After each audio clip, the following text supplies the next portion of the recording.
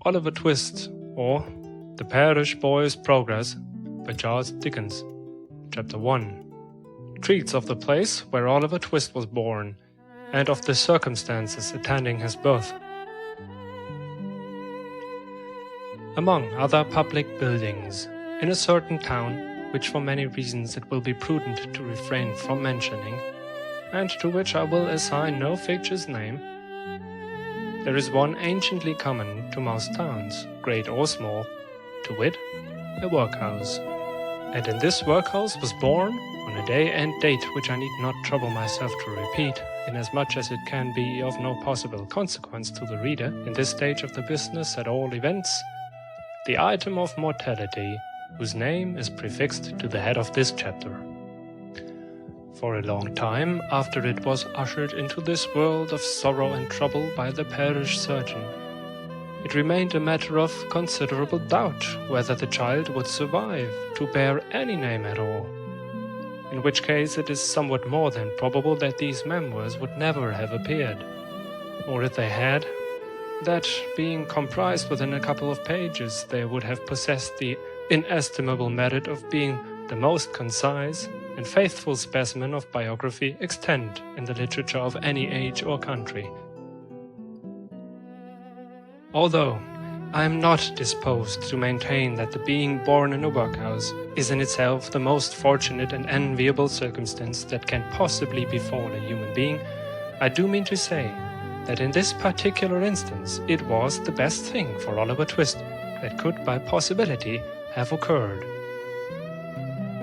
The fact is that there was considerably difficulty in inducing Oliver to take upon himself the office of respiration, a troublesome practice, but one which custom has rendered necessary to our easy existence, and for some time he lay gasping in a little flock mattress, rather unequally poised between this world and the next, the balance being decidedly in favor of the latter. Now, if during this brief period Oliver had been surrounded by careful grandmothers, anxious aunts, experienced nurses, and doctors of profound wisdom, he would most inevitably and indubitably have been killed in no time. There being nobody by, however, but a pauper old woman, who was rendered rather misty by an unwonted allowance of beer, and a parish surgeon who did such matters by contract, Oliver and nature fought out the point between them. The result was that after a few struggles, Oliver breathed, sneezed, and proceeded to advertise to the inmates of the workhouse the fact of a new burden having been imposed upon the parish by setting up as loud a cry as could reasonably have been expected from a male infant who had not been possessed of that very useful appendage, a voice, for a much longer space of time than 3 minutes and a quarter. As Oliver gave this first proof of the free and proper action of his lungs, the patchwork coverlet, which was carelessly flung over the iron bedstead, rustled. The pale face of a young woman was raised feebly from the pillow, and a faint voice imperfectly articulated the words, "Let me see the child and die." The surgeon had been sitting with his face turned towards the fire, giving the palms of his hands a warm and a rub alternately. As the young woman spoke, he rose, and, advancing to the bed's head, said, with more kindness than might have been expected of him, "Oh, you must not talk about dying yet." "Lor, bless her dear heart, no!" interposed the nurse, hastily depositing in her pocket a green glass bottle, the contents of which she had been tasting in a corner with evident satisfaction. "Lord bless her dear heart! When she has lived as long as I have, sir, and had 13 children of her own, and all of them dead except 2, and them in the workers with me, she'll know better than to take on in that way. Bless her dear heart! Think what is it to be a mother? There's a dear young lamb, do!" Apparently this consolatory perspective of a mother's prospects failed in producing its due effect. The patient shook her head and stretched out her hands towards the child. The surgeon deposited it in her arms.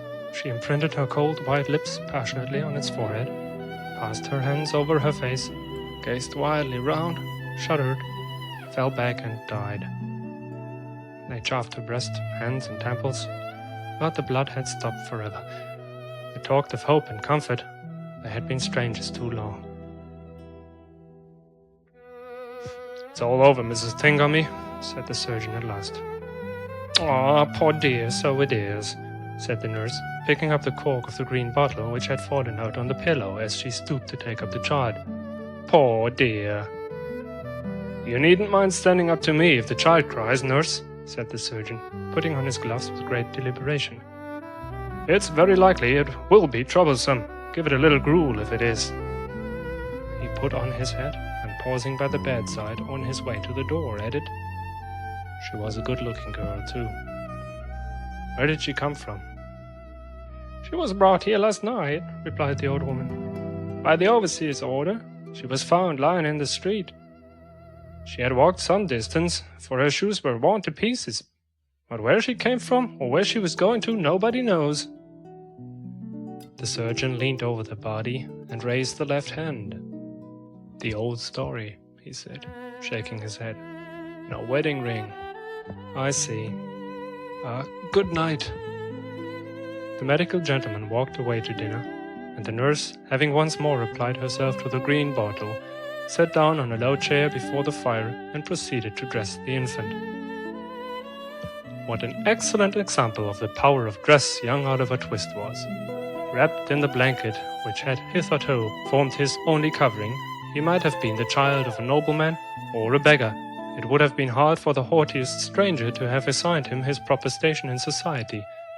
But now that he was enveloped in the old calico robes which had grown yellow in the same service, he was bagged and ticketed, and fell into the place at once. A parish child, the orphan of a workhouse, the humble half-starved drudge, to be cuffed and buffeted through the world, despised by all and pitied by none. Oliver cried lustily. If he could have known that he was an orphan, left to the tender mercies of church wardens and overseers, perhaps he would have cried the louder. End of chapter 1.